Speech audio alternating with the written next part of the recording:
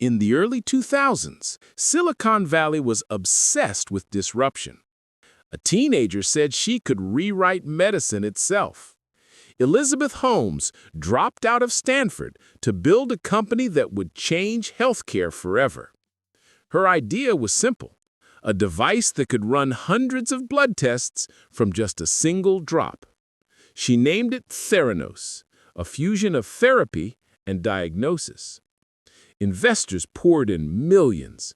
Within a decade, Theranos would be valued at over $9 billion. The world hailed Holmes as the next Steve Jobs. Her board included former secretaries of state, generals, and CEOs.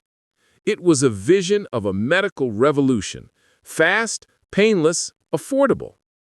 But inside Theranos' secretive labs, the truth was bleeding out. Inside the lab, scientists were under immense pressure. The Edison machine barely worked at all. Tests produced results that varied wildly within minutes. Anytime a test failed, we reran it until management was satisfied.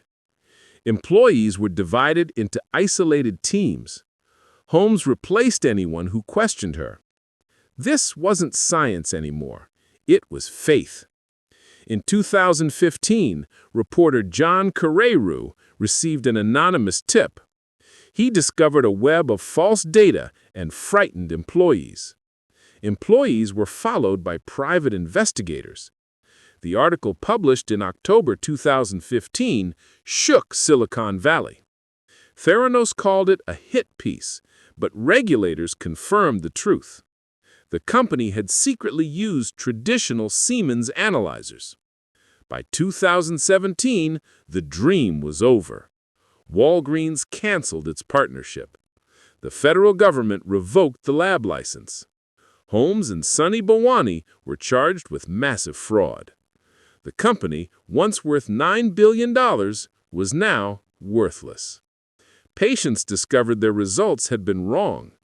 In 2021, Holmes went on trial for wire fraud and conspiracy.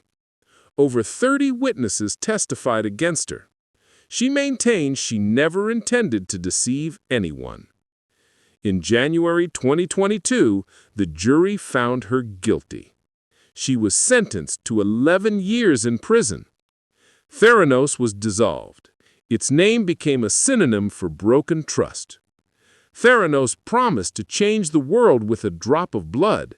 Instead, it exposed blind faith and ambition.